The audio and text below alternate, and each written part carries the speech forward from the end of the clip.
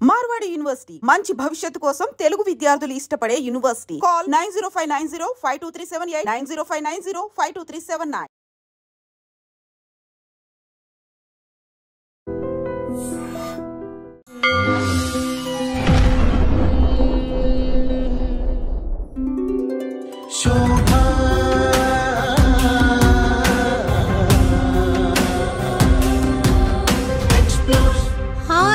Explore only the truth, the two for you all.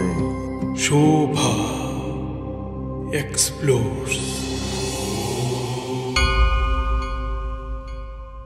ఇంత చక్కగా కనిపించడం ఎలా సాధ్యపడింది?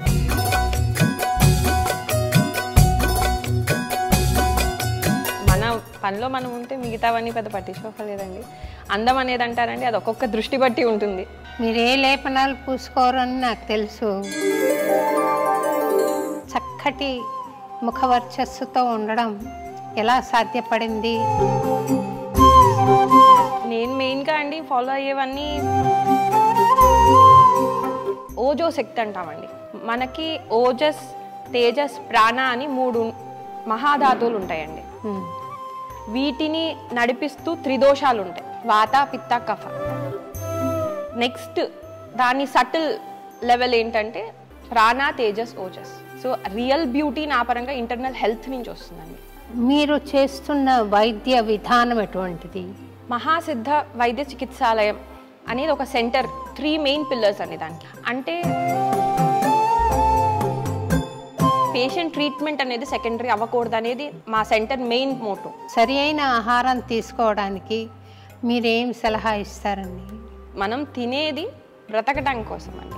ఆహారమే అల్టిమేట్గా శరీరంగా మనసుగా మారుతుంది అని భగవద్గీత కూడా చెబుతుంది కదండి. ఎనీ కైండ్ ఆఫ్ నిగ్రహానికి చెప్పిందే పతంజలి సూత్రాలండి. యమ, నియమ, ఆసన, ప్రత్యాహార, ధారణ, ధ్యాన, సమాధి, ఇవన్నీ చెప్పినవి దానికోసమేనండి. మీ వైద్య విధానంలో సంగీతానికి ఏమైనా స్థానం ఉందా? ఉంటుందండి. ఎందుకంటే మనం కనుక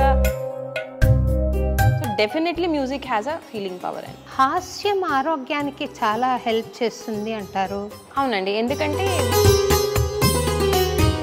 బేసికల్గా laugh in the sense happiness కావాలండి. Human span of life 100 years అనుకున్నాం కదండి. మీ దృష్టిలో అది ఎక్కువ ఉందా, ఇంకా తక్కువ ఉండాలా? ఆయు అనేది, ఎందుకంటే డెత్ అనేది జస్ట్ ఒక ట్రాన్స్ఫర్మేషనే.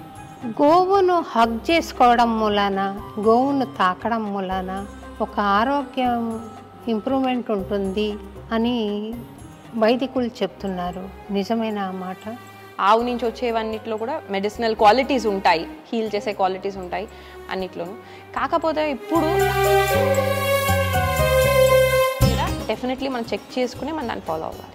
ఆముదము చాలా మంచిదని, అది బాగుంటుందని చెప్తారు. నిజమేనా అండి? అవునండి, క్యాస్టర్ ఆయిల్ మీద చాలా రోజుల నుంచి, ఎప్పటి నుంచో ఉంది. ఉదయం 2 లీటర్ల నీళ్లు లేదా 1.5 లీటర్ల నీళ్లు తాగడం మంచిదేనా? లేదు మేడం, నేను అందరికీ అది సజెస్ట్ చెప్పము. 4 వేగాల్లో మనకి వాటర్ గురించి, rate at which we take water. నమస్తే డాక్టర్ గారు. నమస్తే అండి. ఒక డాక్టర్ గారు ఇంత అందంగా ఉండడం నేను మొదటిసారి చూస్తున్నానండి. అందున 3 పిల్లల తల్లి అయ్యి, చిన్నపిల్లలు అనుకోండి, ఇంత చక్కగా కనిపించడం ఎలా సాధ్యపడింది? మొదటి ప్రశ్న ఇలా అడుగుతున్నందుకు ఏమనుకోకండి. అదేమీ లేదండి, మామూలుగా హెల్దీ లైఫ్ స్టైల్ ఉండటం అండి. ఇంకా న్యాచురల్ డెలివరీ, మన పనిలో మనం ఉంటే మిగతావన్నీ పెద్ద పట్టించుకోలేదండి. అందం అనేది అంటారండి, అది ఒక్కొక్క దృష్టి బట్టి ఉంటుంది. మేము మా పరంగా అది గుణం బట్టి ఉంటుందండి, అంతే. మేము దాని మీద స్పెసిఫిక్గా ఏం వర్క్ ఏం చేయమండి. మేము కరెక్ట్గా ఉండటం వరకు మేము చూసుకుంటాం, అంతే అండి. మీ పేరే ప్రసాద్ గారు నిర్లేప అని పెట్టారు కదా. మీరు ఏ లేపనాలు పూసుకోరని నాకు తెలుసు. అయితే ఏ రకమైన కాస్మెటిక్స్ సహాయం లేకుండా సహజ సిద్ధంగా చక్కటి ముఖవర్చస్సుతో ఉండడం ఎలా సాధ్యపడింది చెప్తే వేరే వాళ్ళు కూడా ఆచరించి ఆ రకంగా ప్రవర్తించడానికి ఉంటుంది అని? నేను మెయిన్గా అండి ఫాలో అయ్యేవన్నీ పెద్ద స్పెసిఫిక్గా దానికోసం వర్క్ చేసేదైతే ఏమీ ఉండదండి. కాకపోతే పాతకాలపు వాళ్ళకి కూడా ఇలాంటి ఎక్స్టర్నల్ లేపనాలు తక్కువే ఉండేవండి. వాళ్ళు మెయిన్గా చేసేది ఏంటంటే ఓజో శక్తి అంటామండి. మన ఓజో శక్తి, ఓజస్ శక్తి. మనకి ఓజస్, తేజస్, ప్రాణ అని 3 మహాధాతువులు ఉంటాయండి. సో ఓజస్ శక్తి, ప్రాణశక్తి, ఓజస్, తేజస్, ప్రాణ. మనం ఇప్పుడు కాలంలో అంతా కూడా న్యూట్రిషన్, కెమికల్స్ లేదా మాలిక్యులర్ స్ట్రక్చర్ మీద ఎక్కువ ఫోకస్ చేస్తున్నామండి. కానీ దీనిని మానిటర్ చేసేది లేదా దీనిని నడిపించేది ఇంకా ఎక్స్టర్నల్ ఇంకా ఉన్నాయండి. ఇంటర్నల్ ఫోర్సెస్ ఉన్నాయి, ఎక్స్టర్నల్ ఫోర్సెస్ ఉన్నాయి. వేటి మీదైతే ఈ మధ్య కాలంలో మనం దానికి తక్కువ ఇంపార్టెన్స్ ఇస్తున్నాం. ఏదైనా సరే మనం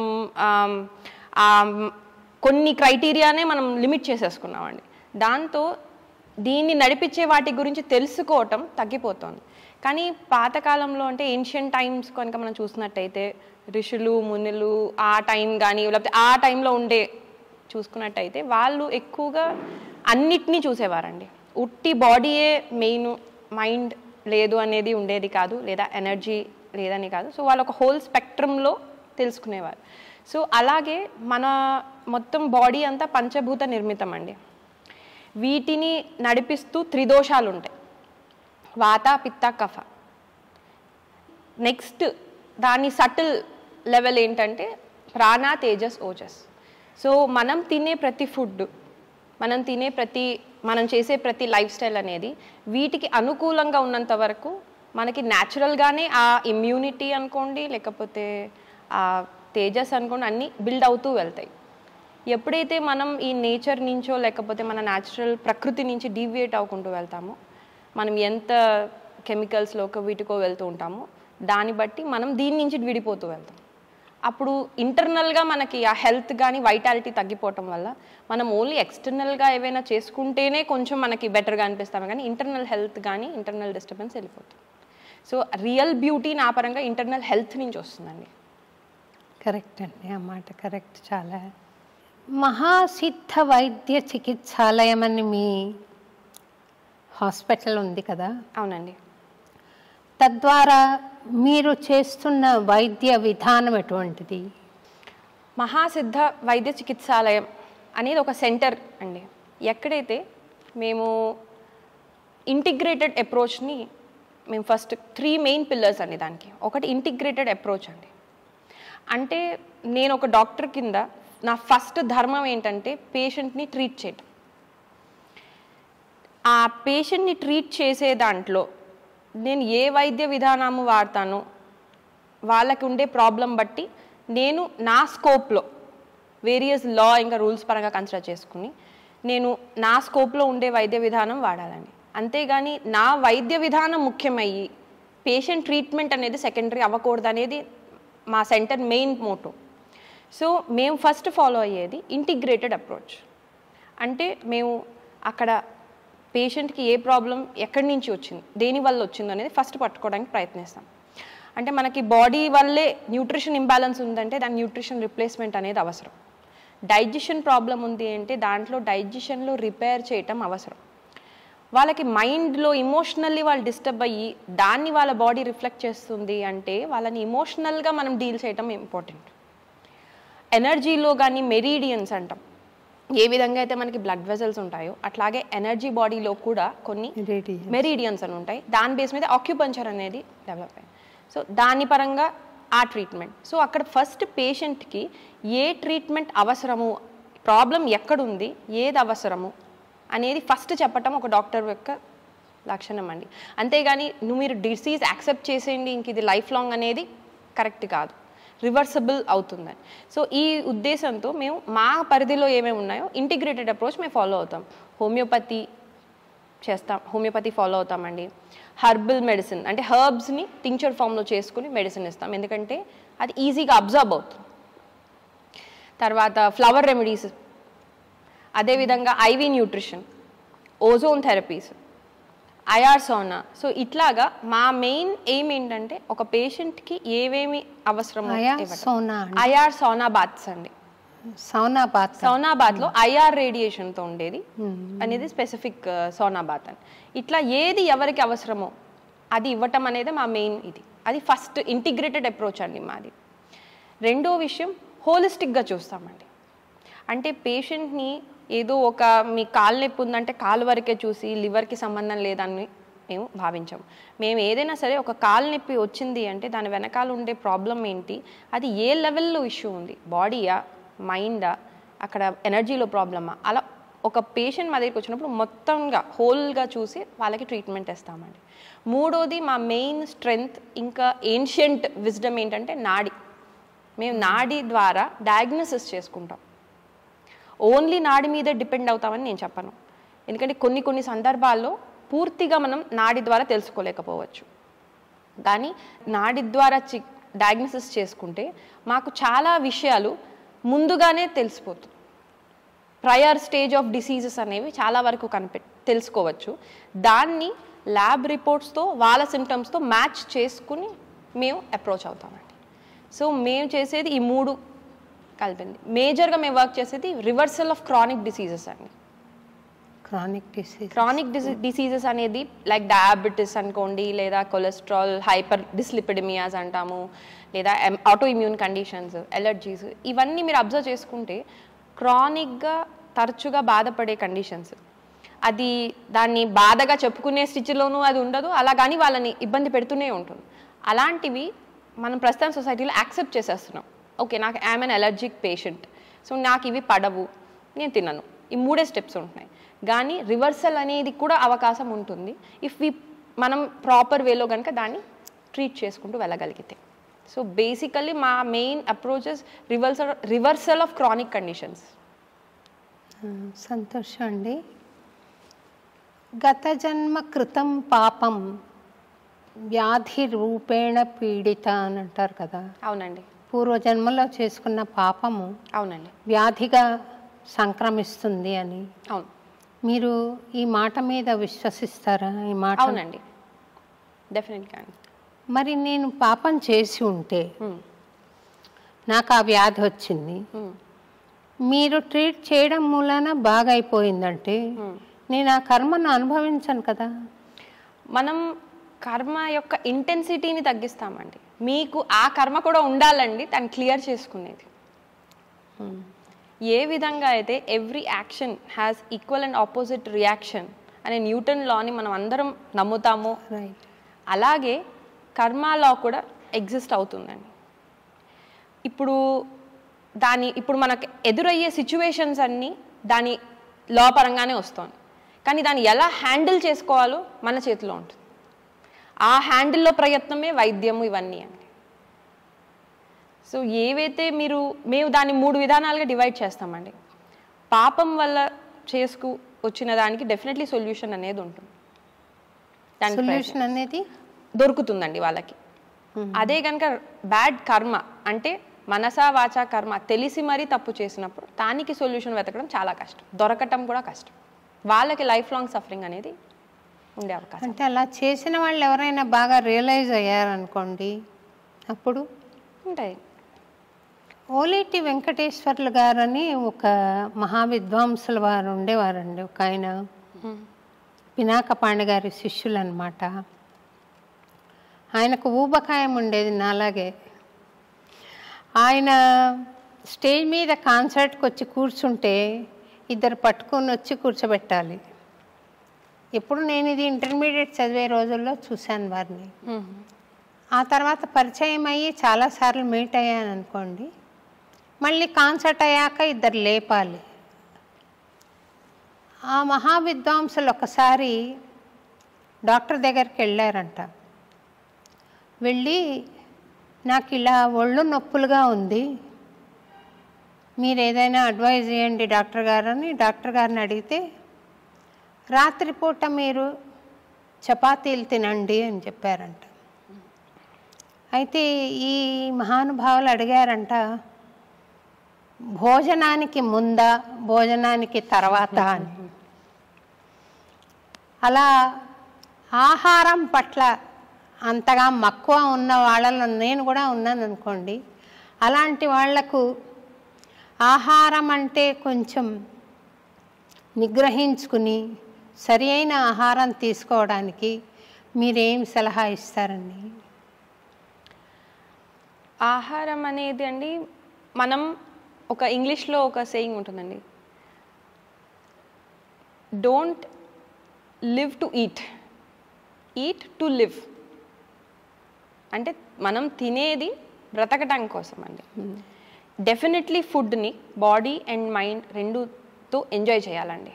కానీ ఆ ఫుడ్డే మన వీక్నెస్ కాకూడదు. దాని పట్ల మన ఇంట్రెస్ట్ అనేది ఉండటం సహజమే, దాన్ని ఎంజాయ్ చేయటం కూడా కరెక్టే. కానీ ఏదైనా సరే, అది డోసేజ్ అవనివ్వండి, ఏదైనా సరే అవుట్ ఆఫ్ ప్రపోర్షన్ వెళ్ళినప్పుడే డిస్రెగ్యులేషన్ అనేది స్టార్ట్ అవుతుంది. మీరు అబ్జర్వ్ చేస్తే మన బాడీలో కూడా ప్రతిదీ ఒక రెగ్యులేటెడ్ వేలో ఉంటుంది. ఒక న్యూరో ట్రాన్స్మిషన్ అయ్యింది అంటే దాన్ని ఇన్హిబిట్ చేసేది కూడా ఉంటుంది. అంతేకాని ఇప్పుడు హ్యాపీనెస్ మంచిది మేడం, ఆర్ నవ్వటం ఇస్ గుడ్, కంటిన్యూస్గా నవ్వుతూనే ఉన్నామనుకోండి వ్యాధి. అలాగే ఎవరు కూడా ఫుడ్ ఎంజాయ్ చేయొద్దని ఎప్పుడు చెప్పమండి. కానీ ఏదైనా ఒక లిమిటేషన్ కానీ ఒక రెగ్యులేషన్ అనేది ఉండటమే ఈ నేచర్ యొక్క లా. మన బాడీ కూడా అలాగే వర్క్ అవుతుంది, మన బాడీను వర్క్ అవుతుంది, మన మైండ్ కూడా అలాగే వర్క్ అవ్వాలి. ఈ మధ్య కాలంలో మనం ఆ మైండ్ వర్క్ని తప్పిస్తున్నామండి. మైండ్ పరంగా మనం వెళ్ళటం ఎక్కువగా మైండ్ డ్రివెన్ పీపుల్ అయిపోతున్నాం. అంటే మన పరిస్థితి ఎట్లా ఉందంటే మేడం, కార్ ఎక్కుతాము, డ్రైవ్ చేద్దామని కూర్చుంటాం, కానీ కార్ మనం నడిపించేస్తూ ఉంటుంది. అప్పుడు మరి అది రోలర్ కోస్టర్ అవుతుందే తప్ప స్మూత్ డ్రైవ్ అవ్వదు. ఫుడ్ ఎంజాయ్ చేయండి, కానీ ప్రతిదీ ఒక రెగ్యులేటెడ్ వేలో వెళ్ళండి అనేది నేను ఎప్పుడు చెప్పేది మేడం. ఇప్పుడు పిల్లలు ఉన్నారు, వాళ్ళకి కూడా మనం ఇంట్రడ్యూస్ చేస్తేనే వాళ్ళకి ఫుడ్ తెలిసేది. వాళ్ళు పుట్టిన వెంటనే ఏమీ వెళ్ళి చాక్లెట్ పట్టుకోరు. సో మనం వాళ్ళకి ఏమి ఇస్తున్నామో కొంచెం అవేర్నెస్తో, ఇప్పుడు ఇవాళ చాక్లెట్ తిన్నారు మేడం, లేదా ఇవాళ స్వీట్ పెట్టారు, ఒక 1 month తర్వాత స్వీట్ పెట్టండి, ఆర్ ఒక 15-20 days గ్యాప్ ఇవ్వండి. వాళ్ళకి మనం అది మనలో రెగ్యులేషన్ ఉండి వాళ్ళకు కూడా అలవాటు చేస్తే ఫుడ్ అనేది మనకి హెల్ప్ చేస్తుందే తప్ప ప్రాబ్లం రాదండి. ఆహారమే అల్టిమేట్గా శరీరంగా మనసుగా మారుతుంది అని భగవద్గీత కూడా చెబుతుంది కదండి. మరి ఆహారం పట్ల నిగ్రహం కలగాలంటే సాధన ఏదైనా ఉందా? మనకి ఆహారమే కాదండి, ఎనీ కైండ్ ఆఫ్ నిగ్రహానికి చెప్పిందే పతంజలి సూత్రాలండి. యమ, నియమ, ఆసన, ప్రత్యాహార, ధారణ, ధ్యాన, సమాధి, ఇవన్నీ చెప్పినవి దానికోసమేనండి. ఎందుకంటే ultimately that is the freedom. అసలు ఫ్రీడమ్ అంటే ఏంటి మేడం? ఫ్రీడమ్ అంటే ఏంటండి మీ ఉద్దేశంలో? మనం చాలామంది ఇప్పుడు పిల్లలు కూడా వింటాం, మేము ఫ్రీగా ఉండట్లేదు, ఫ్రీనెస్ లేదు అంటాం. అసలు ఫ్రీడమ్ అంటే ఏంటండి? నా దృష్టిలో ఫ్రీడమ్ అంటే విశృంఖలత్వం కాదు. ఏది చేస్తే మనోవాక్కాయములు సుఖంగా ఉంటాయో, సంతోషంగా ఉంటాయో, ఆరోగ్యవంతంగా ఉంటాయో అది ఫ్రీడమ్. ఫ్రీడమ్ అంటే మనకు అనిపించింది చేసి దానివల్ల మళ్ళీ నెగిటివ్ ఎఫెక్ట్స్ ఫీల్ అవ్వటం డెఫినెట్లీ కాదు. ఏదైతే wrong way meaning of freedom. Freedom అంటే మనకి ఎప్పుడు మైండ్ ఆగాలన్నప్పుడు ఆగగలగాలి. ఇవాళ నాకు తినాలని లేదు, లేదా ఇవాళ నేను అది వద్దనుకుంటున్నాను అన్నప్పుడు మన మైండ్ ఆగాలి, దాని గురించి ఆలోచించి బాధపడకూడదు. తినాలి అనుకున్నప్పుడు ఫుల్గా ఎంజాయ్ చేయాలి, దీనివల్ల నెగిటివ్ ఎఫెక్ట్స్ ఏమైనా ఉంటాయని ఆలోచించకూడదు. అలా ఉండాలి అంటే మన బాడీ, మన మైండ్ మన కంట్రోల్లో ఉండాలి. నిగ్రహం అంటేనే అది. వాటికి స్టెప్సే ఈ యోగ సూత్రాలు అనేది. అందుకనే అసలు ఫస్ట్ బేసిక్ ఎందుకు డిసిప్లిన్, యమ నియమ ఎందుకు పెట్టడం జరిగిందంటే దీనికోసం. మనం దాన్నే ఇప్పుడు నిబంధనలుగా భావిస్తున్నాం, అక్కడే ప్రాబ్లం వస్తుంది. దాన్ని రాంగ్ వేలో తీసుకుంటున్నారు. It's my life, it's my wish. కానీ మై లైఫ్ అనేది చాలా షార్ట్ స్పానే ఉంటుందండి. మీరు అబ్జర్వ్ చేయండి మేడం, ఎవరైతే ఇట్లాగా మై లైఫ్ అనుకున్న వెళ్ళిన వాళ్ళకి అది షార్ట్ స్పానే. తర్వాత లాంగ్గా వాళ్ళ సఫరింగ్ ఉంటుంది ప్రతి పర్సనల్ లైఫ్ మీరు చూస్తే. కానీ మనం ఇది చిన్నప్పటి నుంచి కనుక ఈ డిసిప్లిన్ ఇవన్నీ చెప్పుకుంటూ వెళ్తే వాళ్ళు లైఫ్ లాంగ్ ఎంజాయ్ చేయగలుగుతారు. ఎప్పుడు ఎంజాయ్ చేయాలో అప్పుడు ఫుల్గా ఎంజాయ్ చేసుకుంటారు. ఏవైనా మనం ఇష్టమైనవి అంత ఆరోగ్యవంతమైన కాకపోయినవి తినాలనిపించినా తిన్నా దాని వాళ్ళు ఇమ్యూనిటీ ద్వారా ఎదుర్కోగలుగుతారు. ఎందుకంటే వాళ్ళు తినగలుగుతారు కాబట్టి తర్వాత గ్యాప్ ఇచ్చే ఆ నిగ్రహం కూడా ఉంటుంది వాళ్ళకి. సో నా ఉద్దేశంలో ఆహారం అవనివ్వండి, ఏదైనా యాక్టివిటీ అవనివ్వండి, లేదా ఎనీ లైఫ్లో మనకి హ్యాపీగా ఫ్రీడమ్గా ఉండాలంటే డెఫినెట్లీ ఈ నియమ దీన్ని ఫాలో అవుతేనే మనం అది రీచ్ అవ్వగలుగుతాం. There is no other shortcut or other way నేను చూసినది. వైద్యో నారాయణో హరిహి అని ఒక ఆర్యోక్తి ఉందండి. అవునండి. అంటే వైద్యుడు నారాయణుడు, ఆయనే హరి అని అర్థం కదా. అంటే అంత పవిత్రంగా వైద్య వృత్తిని పాటిస్తున్నారా అందరూ?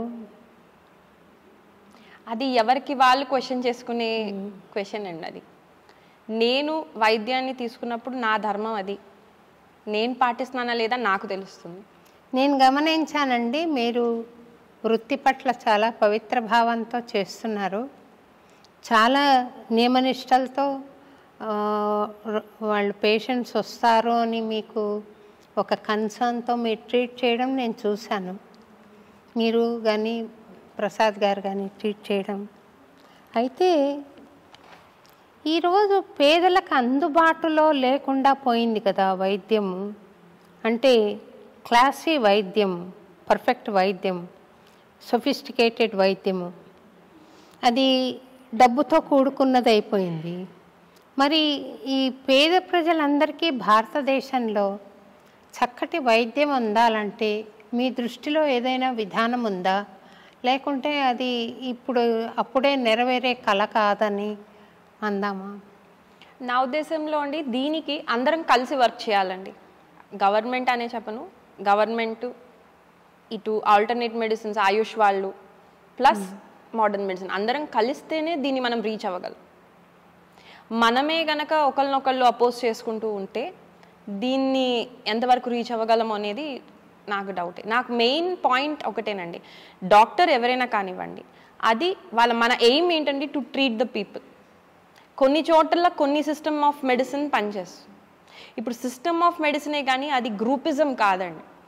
అంటే నేను వైద్యాన్ని ఒక విధానంగా తెలుసుకున్నాను, ఇంకొకళ్ళు ఆయుర్వేదం అనుకోండి, ఇప్పుడు ఏదైతే సిస్టమ్ అంటున్నామో, నా ఉద్దేశంలో ఆయుర్వేదం అనేది ఒక వేదం, ఒక వాస్ట్ నాలెడ్జ్. అది సిస్టంలోకి మనం కస్టమైజ్ చేయలేము. కానీ ఇప్పుడు అకాడమిక్ ఈజీనెస్ కోసం, ఇప్పుడు ఒకే డాక్టర్ అన్ని సిస్టమ్స్ చదవలేడు కాబట్టి ఈజీనెస్ ఆఫ్ అకాడమిక్స్, ఈజీగా స్టడీ చేయడానికి లేదా స్పెషలైజేషన్ పరంగా వాళ్ళు ఒక కోణంలో చూసి దీంట్లో వాళ్ళు ఎక్స్పర్ట్ అయ్యారు.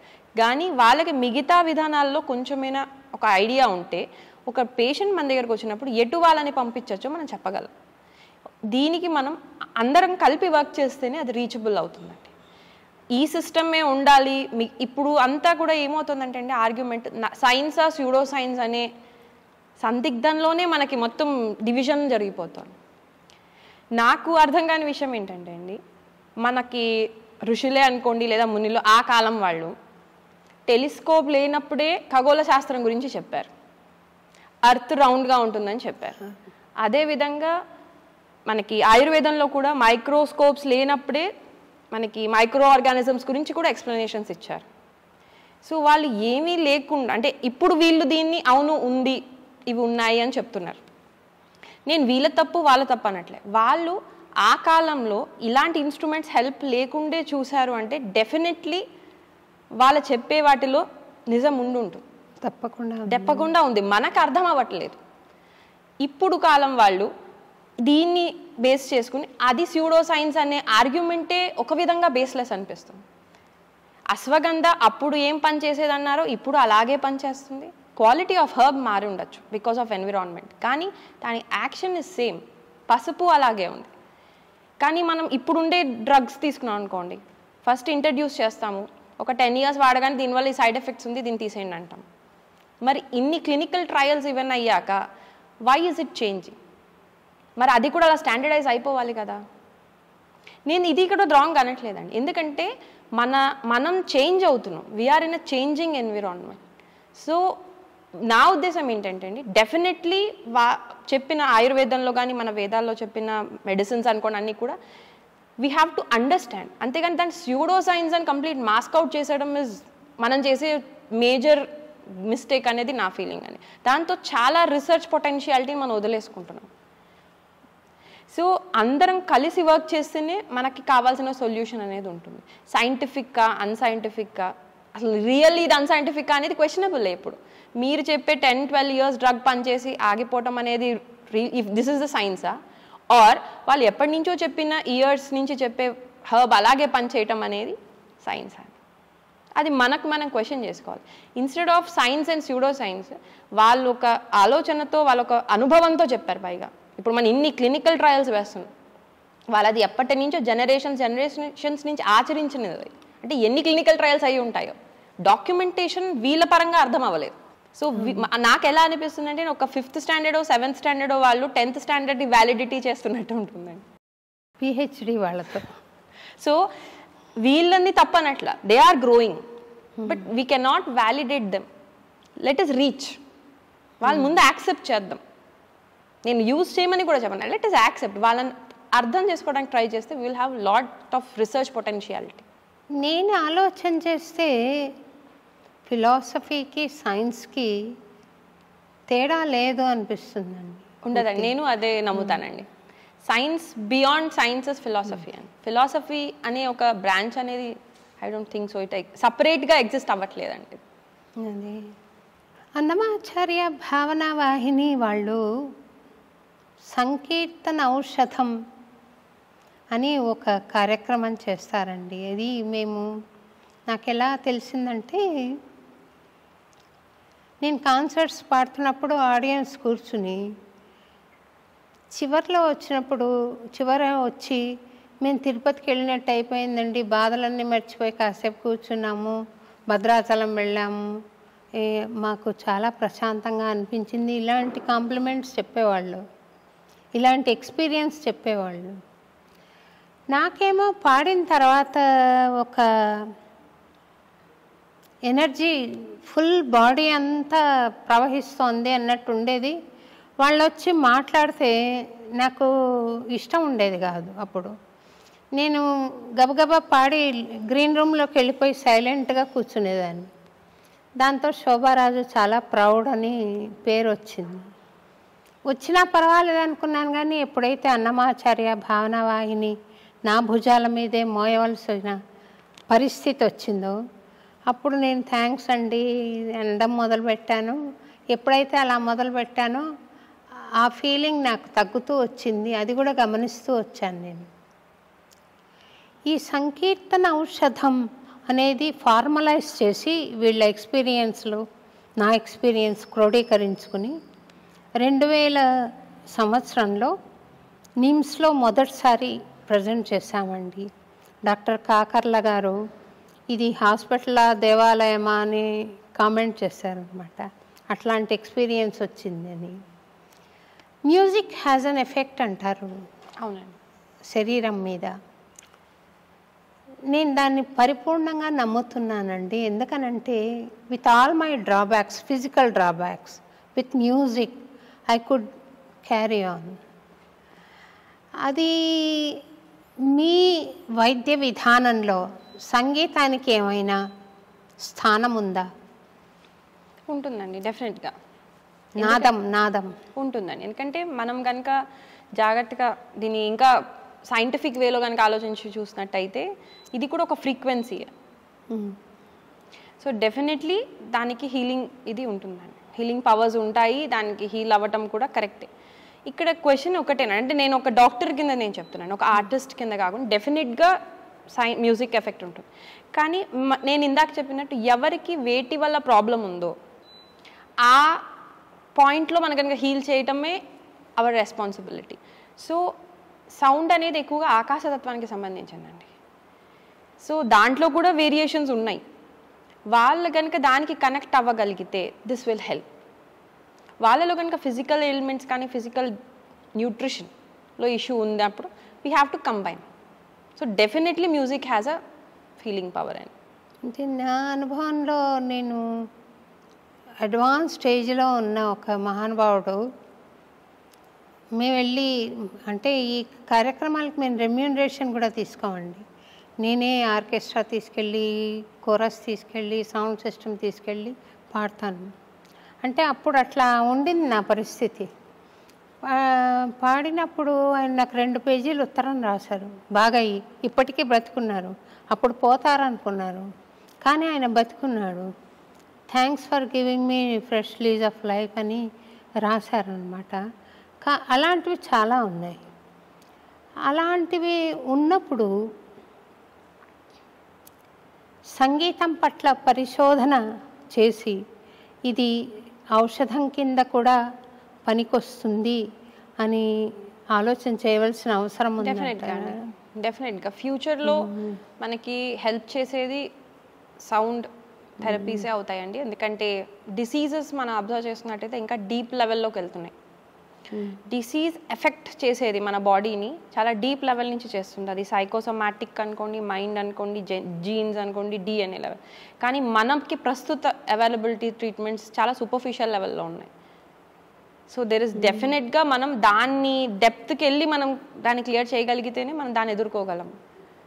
సో అలాంటి వాటికి సౌండ్ అండ్ మ్యూజిక్ అనేది ఒక ఫ్యూచర్లో డెఫినెట్లీ ఒక important field of research and development అవుతుందండి, which we also strongly believe అండి. ధన్యాకి నేను మీ అమ్మాయి ధన్యోస్మి నేను పాడడం, నేను నేర్పడం చాలా సంతోషం అనిపిస్తుంది. ఆ పిల్లలు పెరుగుతున్న తీరు తెన్నులు, వాళ్ళు ఫాలో అవుతున్న వాల్యూ సిస్టమ్ ఏదో మా ఆయన చెప్పారండి. దీని తర్వాత ఎత్తమంటే అది విరుద్ధాహారము అని. నాకెంత సంతోషం అనిపి విరుద్ధాహారము అనడం అంత చిన్నపిల్లలు వీళ్ళకి ఎంత వెయిన్స్లోకి వెళ్ళిపోయింది తత్వము అని సంతోషమైంది. మీరు కూడా సంగీతంలో ఉన్నారు, పాడతారు. మా ప్రేక్షకులకు ఒక పాట పాడి వినిపించండి. దానికి ముందు మేడం నేనైతే ఫస్ట్ యాక్చువల్గా నేను మా అమ్మాయి ఏజ్లోనే నేర్చుకున్నానండి. 6 years నుంచి మేబీ ఒక 4 years అంతే నేర్చుకున్నాను. అది కూడా వేరే ఊర్లో నేర్చుకున్నదండి. నేను ఇంత సీరియస్గా ఏమీ దీన్ని తీసుకోలేదు. కానీ సంగీతం ఎప్పుడు ఇష్టము. మేము అప్పుడు ఫస్ట్ నేర్చుకున్నవి కూడా మీ పాటలు వినే నేర్చుకున్నామండి. ఎక్కువగా మాకు బాగా గుర్తండి. అన్నమాచార్య కీర్తనాలు అంటే శోభారాజ్ గారివే పెట్టాలి అని మా అమ్మ పెట్టేదండి.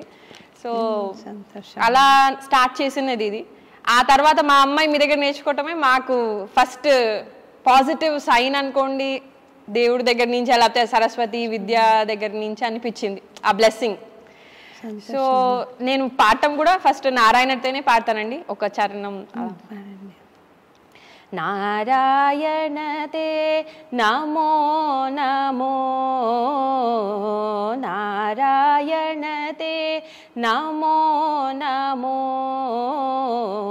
నారాయణతే నమో నమో, భవ నారద సన్నుత నమో నమో, నారాయణతే నమో నమో, భవ నారద సన్నుత నమో నమో, నారాయణతే నమో నమో. మురహర భవహర ముకుంద మాధవ, మురహర భవహర ముకుంద మాధవ, గరుడగమన పంకజనాభ, మురహర భవహర ముకుంద మాధవ, గరుడగమన పంకజనాభ, పరమా పురుష భవబంధ విమోచన, పరమా పురుష భవబంధ విమోచన, నరమృగ శరీర నమో నమో నమో, నరమృగ శరీర నమో నమో, నారాయణతే నమో నమో, భవ నారద అచ్యుత నమో నమో నారాయణతే నమో నమో. బాగుందమ్మా చాలా. లేదండి ప్రాక్టీస్ కానీ ఏమి లేదు, టేప్ రికార్డర్ అలా నేర్చుకున్నదే తప్ప పెద్ద నేను అథెంటిక్గా నేర్చుకోలేదు, అందుకే మా అమ్మాయికి నేర్పిద్దామనండి. సంతోషం తల్లి. మేము ఇక్కడ మార్చ్ 1 నుండి క్లాసెస్ స్టార్ట్ చేస్తున్నామమ్మా. అప్పటి నుంచి కూడా తప్పకుండా నేర్పుతాము. కొంచెం టైం పట్టింది, కరోనా నుండి డిస్లొకేషన్ వచ్చింది. అప్పటి నుండి కూడా మళ్ళీ కుంభాభిషేకం అనుకోవడం ఇలాంటివి రావడం వలన కొంత హాస్యం ఆరోగ్యానికి చాలా హెల్ప్ చేస్తుంది అంటారు. ఈ విషయాన్ని మీరు నమ్ముతారా? అవునండి, ఎందుకంటే మీకు న్యూరో ట్రాన్స్మిషన్స్లో మీకు దాని ఎఫెక్ట్ తెలుస్తుందండి. ఎండార్ఫిన్స్ ఇవి రిలీజ్ అవుతాయి. సో ఏమైనా పెయిన్ ఉన్నా దానికి ఉండే ఏదైనా ఈజీగా డిజాల్వ్ అవుతుందండి ఆ ఎండార్ఫిన్స్కి సంబంధించిన రిలీజ్ అయినప్పుడు. సో లాఫ్టర్ అనేది కన్నా హ్యాపీనెస్ మెయిన్ అండి. నా ఉద్దేశంలో హ్యాపీనెస్ కన్నా ముందు పీస్ ఆఫ్ మైండ్ ఇంపార్టెంట్ అండి. పీస్ ఆఫ్ మైండ్ అనేది చాలా ఇంపార్టెంట్, తర్వాత లాఫ్ ఆర్ హ్యాపీనెస్. బేసికల్గా laugh in the sense happiness కావాలని.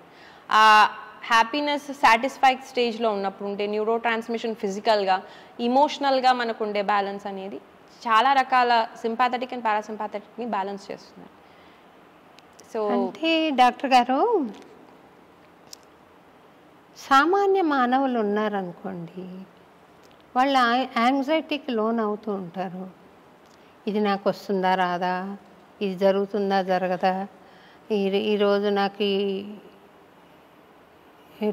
ఇదేమంటారు సెన్సెక్స్ ఇది ఎలా ఉంటుందో, దీని మీద ఆలోచన పడి వాళ్ళు యాంగ్జైటీ డెవలప్ చేసుకోవడం మూలాన అనారోగ్యం పాలవడానికి అవకాశం ఉంది.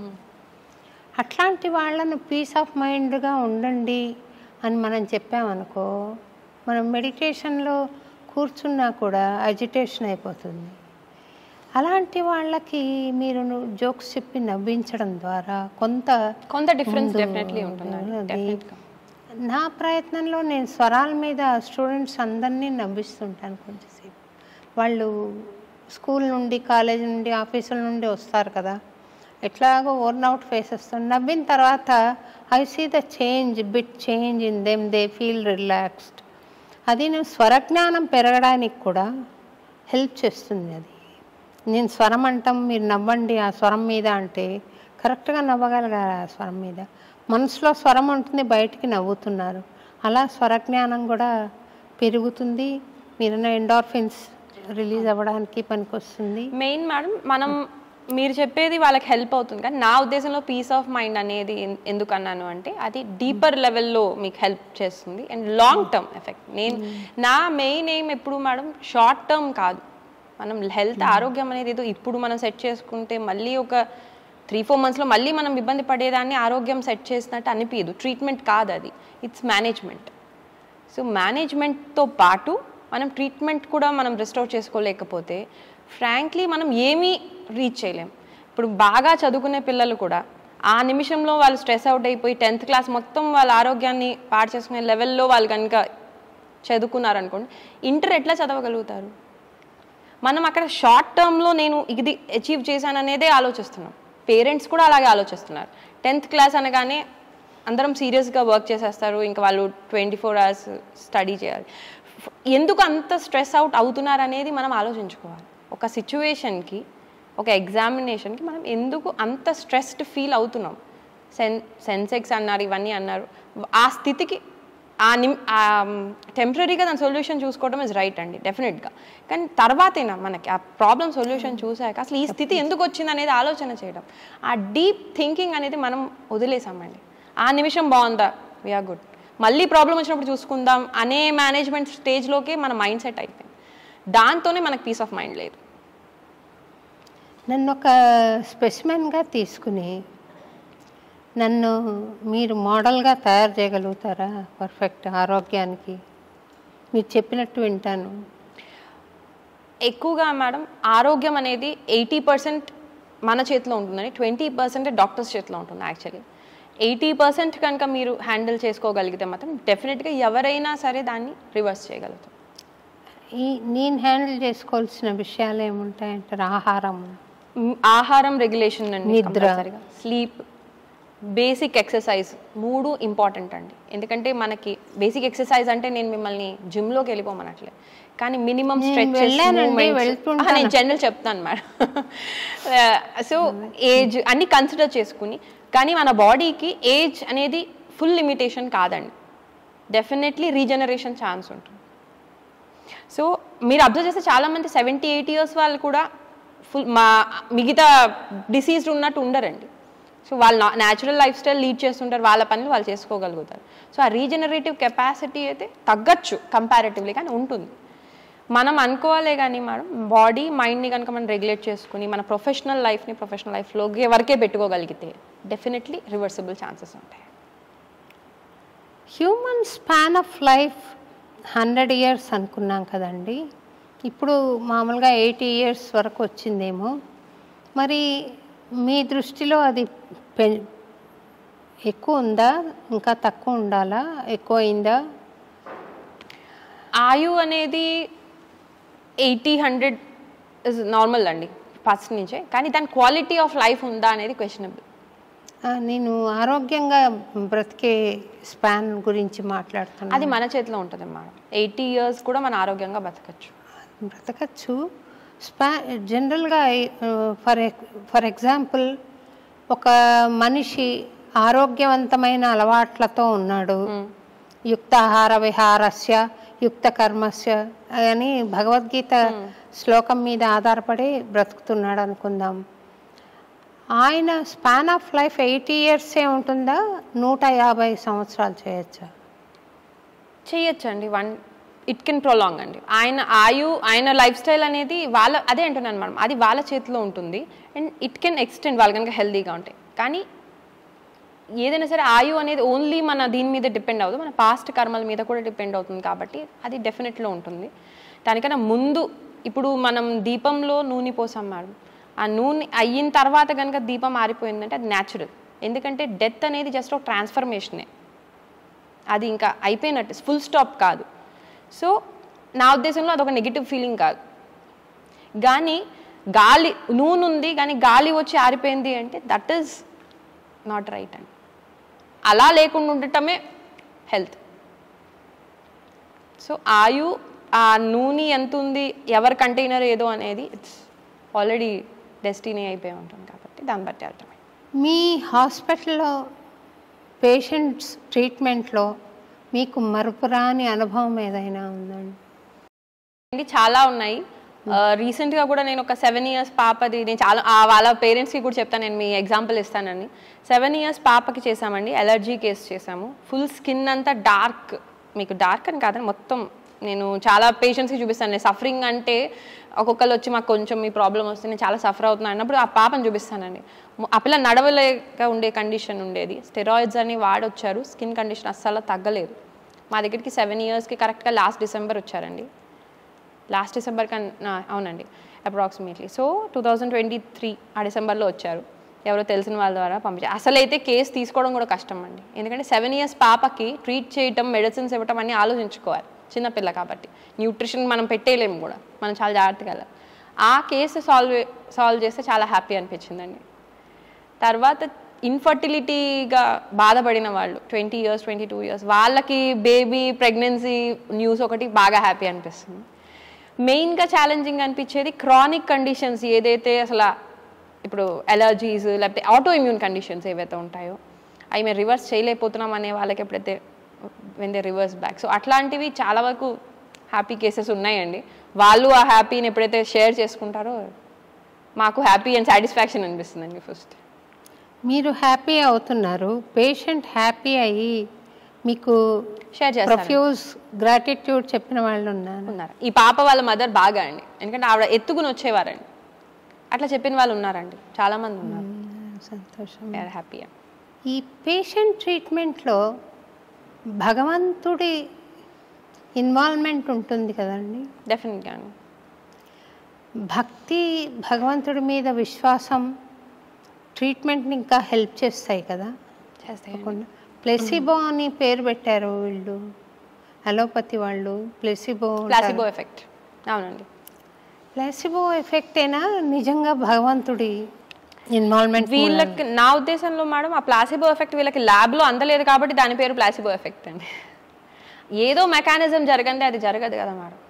అవును, మీరు అర్థం చేసుకోలేకపోయారు అదేంటో, ఆర్ కెమికల్లీ మీకు అది తెలియలేదు, అందుకని ఇట్స్ అ ప్లాసిబో ఎఫెక్ట్. దాన్ని మీరు కెమికల్గా టర్మ్, కానీ మన మిగతా ఎనర్జీ లెవెల్లో కానీ మైండ్ లెవెల్లో కానీ జరిగే మెకానిజంని మీరు గుర్తించలేకపోయారు అంతే.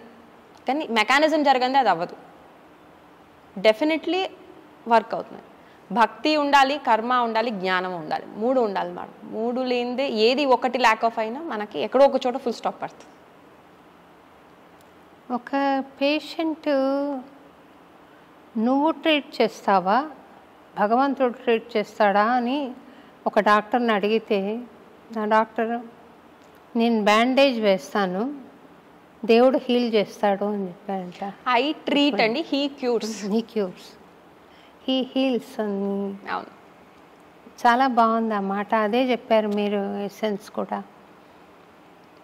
సిద్ధ వైద్య మహాసిద్ధ వైద్య చికిత్సాలయము అందరికీ ఒక వెలుగుబాట చూపించే ఇన్స్టిట్యూట్గా మారాలని, అందరికీ ఆరోగ్యాన్ని ఇచ్చే కన్నతల్లి పాలు చాలా శ్రేష్టం అంటారు కదండి, అలా కన్నతల్లి కావాలని ఆ ఇన్స్టిట్యూట్ ద్వారా పేషెంట్ కన్నీళ్లతో లోపలికి వెళ్ళిన వాడు బయటికి వచ్చేటప్పుడు చిరునవ్వుతో రావాలని నేను భగవంతుణ్ణి మనసా ప్రార్థిస్తున్నానండి. మీరు చెప్పదలుచుకున్న విషయాలు ఏమైనా ఉంటే దయచేసి చెప్పండి. స్పెసిఫిక్గా అయితే ఏమీ లేదండి, కానీ నా ఉద్దేశంలో ఏంటంటే నేను ఆల్రెడీ మీకు చెప్పేశానండి. నా పరంగా యూత్ ఈ మధ్య కాలంలో మనం తెలుసుకోవాల్సినది అవేర్నెస్ అనేది మెయిన్ అండి. ఏది మనకి ఇబ్బంది పెడుతుంది బాడీ మైండ్ పరంగా, ఏది మనకి ఇబ్బంది పెట్టదు అనే అవేర్నెస్ ఉండటం ఫస్ట్ థింగ్. సెకండ్ థింగ్, మన రెగ్యులేషన్ ఎప్పుడు వదలకూడదండి. ఫ్రీడమ్కి కరెక్ట్ మీనింగ్ తెలుసుకోండి. మూడోది, మన రూట్స్కి ఎప్పుడు కూడా అటాచ్ అయి ఉండాలండి. మన రూట్ లేని ట్రీ అనుకోండి ఏదైనా సరే ఎప్పటికైనా పడిపోతుంది. సో మన రూట్స్ని మనమే ఇది అసలు నిజమా అనే క్వశ్చనింగ్ కన్నా ఇది నిజం, ఎలాగ నిజం అనేది తెలుసుకునే వైపు మనం కనుక వెళ్ళగలిగితే చాలా ఇప్పుడుండే కండిషన్స్ ఈజీ అయిపోతాయి. ఎప్పుడైతే మనం మన రూట్స్ నుంచి డిటాచ్ అయిపోయామో వేరియస్ రీజన్స్ వల్ల అండి, అప్పుడే మనకి ఇప్పుడు అంతా కంగారు, ఈ యాంగ్జైటీ, ఈ స్ట్రెస్లు పెరిగాయండి. ఆ ఎక్స్పీరియన్స్డ్ నాలెడ్జ్ కూడా ఈక్వల్లీ దాన్ని విజ్డమ్ అంటాము.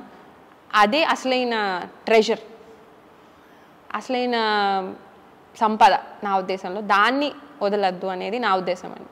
అది మనము చెప్పాలి, పిల్లలకి తెలియాలండి. మనమే ఫాలో అవ్వనప్పుడు పిల్లలకి చెప్పలేము. ఇంకా ఫ్యూచర్ జనరేషన్స్ అన్నీ ప్యానిక్లోకి వెళ్తాయి తప్ప వాళ్ళకి సెక్యూర్డ్ ఫీలింగ్ ఎప్పటికీ ఉండదు. విజ్డమ్ ఉన్నప్పుడు, ఆ ట్రెడిషనల్గా వచ్చే ఆ ఏన్షియంట్ నాలెడ్జ్ ఉన్నప్పుడే మనం సెక్యూర్డ్ ఫీలింగ్లో ఉంటాం. ఇన్సెక్యూరిటీ నుంచే ఇవన్నీ మొదలవుతాయి. ఆ ఫియర్ స్టార్ట్ అవుతుంది, అండ్ ఫియర్ నుంచే మిగతా అన్ని ఇమోషన్స్ మనకి రేజ్ అవుతాయి. సో నేను చెప్పేది అయితే ఇదేమ్మా, awareness, attach to your roots అండి, and right meaning of freedom, control of mind అనేది చాలా ఇంపార్టెంట్ అండి. సంతోషం అండి. గోవును హగ్ చేసుకోవడం మూలాన, గోవును తాకడం మూలాన ఒక ఆరోగ్యం ఇంప్రూవ్మెంట్ ఉంటుంది అని వైదికులు చెప్తున్నారు. నిజమైన ఆ మాట? అవునండి, ఆవులు ఉన్న చోట వాటి యొక్క దాని మీద చాలా రీసెర్చ్ కూడా అవుతుందండి. యూరిన్లో కానీ మనం పంచామృతం అనుకుంటాం కదమ్మా, పంచగవ్య, ఆవు నుంచి వచ్చేవన్నిట్లో కూడా మెడిసినల్ ట్రీట్మెంట్, మెడిసినల్ క్వాలిటీస్ ఉంటాయి, హీల్ చేసే క్వాలిటీస్ ఉంటాయి. యూరిన్ అనుకోండి, లేదా కౌడంగ్ అనుకోండి, పాలు, నెయ్యి అన్నిట్లోనూ. కాకపోతే ఇప్పుడు దానికి ఇచ్చే ఫీడ్ ఏంటి, అది ఎలా పెరుగుతుంది, దానికి మనం ఇప్పుడు ఒక కాఫ్ బేబీ ఉంటుంది, ఆ బేబీ పాలు తన్ని దూరం చేసి ఒక మదర్ నుంచి మన బేబీని పక్కన పెట్టి మరీ మనం పాలు తీసుకున్నప్పుడు దాంట్లో కూడా స్ట్రెస్ ఉంటుంది, దాంట్లో కూడా చేంజెస్ వస్తాయి. ఇవన్నీ కూడా మనం కన్సిడర్ చేసుకోవాలండి. ఇదివరకు కాలంలో న్యాచురల్ వేలోనే ఉండేది. బేబీ పాలు తాగేసిన తర్వాత మనం పాలు తీసుకునేవాళ్ళు, ప్రతి వాళ్ళ ఇంట్లో ఉండేది. సో అంత స్ట్రెస్ కాదు, అది కూడా హ్యాపీగానే ఇచ్చేది. ఇప్పుడు అవన్నీ తగ్గిపోతున్నాయి. కాబట్టి ఇవి కూడా కన్సిడర్ చేసుకుని మనం చెప్పాలండి, ఆవు అనేది ఏంటి, ఎట్లా ఉంది ఏంటి, కరెక్ట్ బ్రీడ్ ఉందా లేదా హైబ్రిడ్ అయి ఉందా, లేకపోతే చేంజెస్ ఆఫ్ బ్రీడ్స్ ఉన్నాయి, ఇవన్నీ కూడా కన్సిడరబుల్ అండి. ఇవన్నీ ఒక కాలంలో కరెక్ట్ మ్యామ్. కాలం మారుతున్న కొద్దీ అన్నీ మారుతున్నాయి. కాబట్టి అది ఇక్కడ అప్లై అవుతుందా లేదా డెఫినెట్లీ మనం చెక్ చేసుకుని మనం దాన్ని ఫాలో అవ్వాలి. ఆముదము చాలా మంచిదని, అది తీసుకుంటే లాక్సేటివ్గా పనిచేస్తుందని, కంటిపైన రాసుకుంటే దృష్టి దోషాలు తొలగిపోతాయని, చర్మం ఎక్కడైనా అలర్జీ చిన్న బాగుంటుందని చెప్తారు. నిజమేనా అండి? అవునండి. క్యాస్టర్ ఆయిల్ మీద చాలా రోజుల నుంచి ఎప్పటి నుంచో ఉంది. దాని మీద క్యాస్టర్ ఆయిల్ ఇప్పుడు దొరుకుతుందా? మంచిది, ప్రతి చోట క్వాలిటీ ఉంది మేడం, మనం వెతకాలి, అంతే వెతకాలి. ఉంది, కరెక్టే అండి. ఆముదంలో చాలా ఉంది. వాతానికి సంబంధించిన డిజార్డర్స్ని బాగా క్లియర్ చేయడానికి హెల్ప్ చేస్తుంది. కానీ ఏదైనా సరే దాని డోస్లోనే వాడాలండి. ఇది మంచిది కదా అని చెప్పి మనం రోజు తరపడే వాడేసేవి కావు. ఏదైనా ఎంత అవసరమో మన కండిషన్ బట్టి, మన పరిస్థితి బట్టి దాన్ని వాడుకుంటే, దాని కరెక్ట్ యూసేజ్ ఉంటే మాత్రం చాలా బాగా పనిచేస్తుంది. దానివల్ల నష్టం ఏమి కాదు. అంటే మీరు ఎవరికైనా అడ్వకేట్? చాలా మందికి చెప్పానండి, చాలా మందికి చెప్పాను. మేము పిల్లలకు కూడా ఒక్కొక్కసారి డీటాక్స్కి పట్టిస్తామండి. డిఫరెంట్ డీటాక్సిఫికేషన్ కోసం, colon health, large intestine health కోసం ఇది బాగా పనిచేస్తుంది. వాత దోషం బొడ్డులో వేస్తామండి, నావెల్లో, కళ్ళ పైన రాయొచ్చు, తలకి మసాజ్ చేయొచ్చండి, అరికాలకి రాస్తాము. ఆముదము ఆకు బాగా కొన్నిసార్లు మీకు ఆఫ్టర్ డెలివరీ సివియర్ హెడ్ఏక్స్ వస్తాయండి, ఆముదం ఆకు బాగా పనిచేస్తుంది. అంటే అది వాతతత్వానికి సంబంధించి. ఏదైనా మేడం ఇప్పుడు ఆముదము మంచిదే, అందరికీ మంచిదా అనేది కాదు. ఎవరికి మంచిది అంటే దాని తత్వం, దాని నేచర్ అనేది ఉంటుంది కదా, దాని యూనిక్నెస్. మనలో దానికి సంబంధించిన ఏమైనా ఇంబ్యాలెన్స్ వచ్చినప్పుడు అది కరెక్ట్. అంటే ఈ జిగ్జా పజిల్లో ఇది వచ్చి సెట్ కావాలి. ఇది సెట్ కాని దాంట్లో మనం పెట్టి ఇది పని చేయట్లేదు, ఇది వేస్ట్ అని పక్కన పడేయడానికి ఉండదు. మీరు కరెక్ట్గా దాన్ని ప్లేస్ చేయలేదు అంతే. హర్బ్స్ అన్నీ పనిచేస్తాయండి. కరెక్ట్ డోసు, కరెక్ట్ ఫామ్లో, కరెక్ట్ టైంలో వేసుకుంటే పనిచేస్తాయి. మంచిది కదా తిప్పతిగా రోజు తాగేసామనుకోండి, అది కరెక్ట్ కాదు. ఇప్పుడు వాటర్ హెల్దీయా అన్హెల్దీయా మేడం? వాటర్ హెల్దీ కానీ it has to be pure. అది మేడం ప్యూర్. దాని క్వాలిటీ ఏంటి, ఎంత మంచిది కదా అని చెప్పి నేను 6 లీటర్స్ 7 లీటర్స్ 8 లీటర్స్ తాగుతూ వెళ్ళాను అనుకోండి, అది హెల్ప్ అవుతుందా? అలాగే ఏదైనా సరే ఆ రెగ్యులేషన్, అదే మేడం కీ ఈజ్ రెగ్యులేషన్. మీరు వాటర్ సంగతి మాట్లాడారు కాబట్టి ఒక ప్రశ్న అడుగుతానండి. ఉదయం 2 లీటర్ల నీళ్లు లేదా 1.5 లీటర్ల నీళ్లు తాగడం మంచిదేనా? లేదు మేడం, నేను అందరికీ అది సజెస్ట్ చెప్పము.